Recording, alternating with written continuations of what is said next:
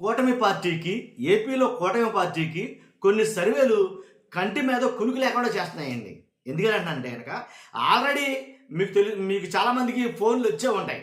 IVRS calls ద్వారా మీ నియోజకవర్గ MLA అభివృద్ధి ఎలా చేస్తారో, మీ నియోజకవర్గ ఎమ్మెల్యే అందుబాటులో ఉంటున్నారా, మీ నియోజకవర్గ ఎమ్మెల్యే మీకు ఏవైతే అభివృద్ధి సంక్షేమ పథకాలు ఏవైతే ఉన్నాయో అవి అమలు జరుగుతున్నాయా, ఇలా కొన్ని ప్రశ్నలతోటి ఐవీఆర్ఎస్ కాల్స్ అయితే కనుక మనకు వస్తున్నాయి. మీరు కూడా చాలామందికి వచ్చే ఉంటాయి. అవే కాకుండా కొన్ని ప్రముఖ సర్వేలు అయితే కనుక కూటమి ప్రభుత్వానికి కంటి మీద కునుకు లేకుండా చేస్తాయని చెప్పాలా. ఎందుకనంటే కనుక 2 సంవత్సరాలు పూర్తవుతున్న సమయంలో ఇప్పుడు కూటమి ప్రభుత్వం సాధించింది ఏంటి, ప్రజలకు చేసింది ఏంటి అనే దాని మీద కొన్ని రిపోర్ట్లు అయితే బయటకు వస్తాయి. అవి చూస్తూ ఉంటే గుండె గుబేలమంటుంది కూటమి ప్రభుత్వానికి. ఎందుకంటే కనుక పూర్తిగా వ్యతిరేకంగా ఉన్నాయి సర్వేలన్నీ కూడా. కాబట్టి అప్పుడే 2 ఏళ్లకే వ్యతిరేకంగా ఉంటే అసలు ఇంకో 2 ఏళ్ళు పోతే మొత్తం అంతా వ్యతిరేకమైపోతుందేమో అన్నట్టుగా ఉన్నాయి సర్వేలు. ఏంటో సర్వేలు అంటే కనుక ఒక ప్రముఖ సర్వే ఏం చెప్పిందంటే కనుక కూటమి పార్టీకి ప్రజలు ఇస్తున్న మార్కులు ఏంటంటే కనుక 100కి 53 మార్కులు అంటారు. అది కూడా ఈ 53 కూడా ఎందువల్ల వచ్చాయి, ఎవరి వల్ల వచ్చాయి, ఏ ఎమ్మెల్యేల పరిస్థితి ఏంటి, ఎమ్మెల్యేలు ఎలా ఉన్నారో, మంత్రులు ఎలా ఉన్నారో, అసలు ప్రజలకు అందుబాటులో ఉన్నారు లేదా, వీటన్నిటి మీద ఈ సర్వే అయితే కనుక కొన్ని శాంపిల్స్ సేకరించిందంట. దాని గురించి మనం మాట్లాడబోతాం.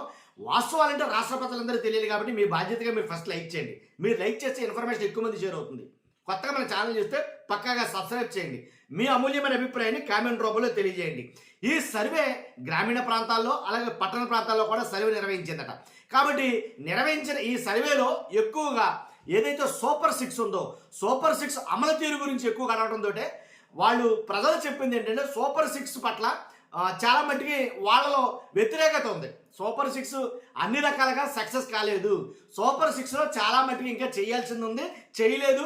కొన్ని చోట్ల సూపర్ 6లో కూడా వివక్ష చూపుతున్నారు, అందరికీ సమానంగా లేదు, దాంట్లో కూడా వివక్ష ఉంది అని కొంతమంది సమాధానాలు అయితే ఇవ్వడం జరిగిందంట.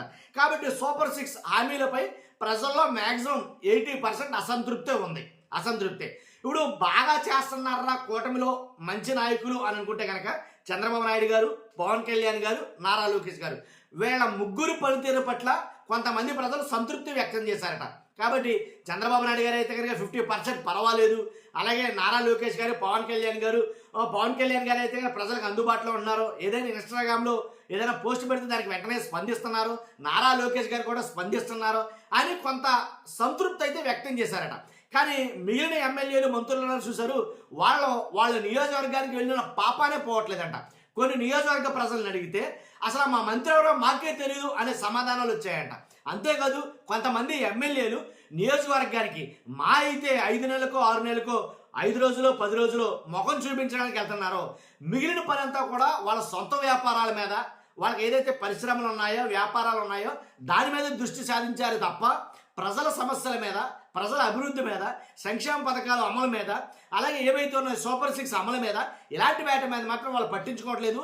ఏదైతే కొంతమందిని కింద స్థాయి సిబ్బందిని నియమించారో, ఇన్ఛార్జీలు లాంటి వాళ్ళని నియమించి వాళ్ళకు వదిలేశారు పరిపాలన. వాళ్ళేంటంటే ఒక సిండికేట్గా ఏర్పడి జనాల నుంచి దోచుకు తింటున్నారు అనేది ప్రజల అభిప్రాయం అట. కాబట్టి అంతేకాదు ఏంటంటే కూటమి ప్రభుత్వం పబ్లిసిటీలో మాత్రం పీక్స్లో ఉంది, పెర్ఫార్మెన్స్ మాత్రం వీక్లో ఉంది అని ప్రజలైతే కనుక తేల్చి చెప్పేశారట. కాబట్టి పబ్లిసిటీలో మాత్రం అసలు చూసుకోవడం లేదు. దానికి 10,000 రూపాయల పబ్లిసిటీ అయితే కనుక జరుగుతుంది కూటమి ప్రభుత్వంలో. కానీ అంత నాకు మాత్రం అక్కడ పర్ఫార్మెన్స్ అయితే ఏమీ లేదు, వీకే అని అయితే కనుక వాళ్ళు మాట్లాడుతున్నారు. అంతేకాదు మద్యం అమ్మకాల మీద, అసలు మద్యం అమ్మకాల మీద, మద్యం పాలసీల మీద మొత్తం నియంత్రణే కోల్పోయింది కూటమి ప్రభుత్వం అని ప్రజలు తమ సమాధానం చెప్పారట. ఎక్కడ పడితే అక్కడ ఏదైతే బెల్ట్ షాపులు కావచ్చు, మద్యం విచ్చలవిడిగా అమ్మడం కావచ్చు, దాని మీద మద్యం మీద నియంత్రణ కోల్పోయింది. అది ఆ మాట ప్రజలే చెప్పడం కాదు, చాలామంది కూటమి నాయకులే చాలామంది మాట్లాడటం జరుగుతుందండి. కాబట్టి మా మంత్రి ఎవరో మాకే తెలియదు అన్న ప్రజలు కూడా ఉన్నారు. కాబట్టి మంత్రులు కూడా ముఖం చూపించడానికి కూడా నియోజకవర్గాలకు వెళ్ళటం లేదు అని అయితే కనుక చాలామంది ప్రజలు తమ సమాధానాల్లో తెలియపరిచారట. కాబట్టి అందుగురించే కూటమి ప్రభుత్వం 2 ఏళ్ళు కావడం ఎంత వ్యతిరేకత మూట కట్టుకుందంటే సామాన్యమైన విషయం కాదు. ఇది చాలా భారీ మూల్యం చెల్లించుకోవాల్సి వస్తుంది. ఇలాగే ఉంటే కనుక కడవరకు ఇలా ఉంటే కనుక చాలా భారీ మూల్యం చెల్లించుకోవాల్సి వస్తుంది.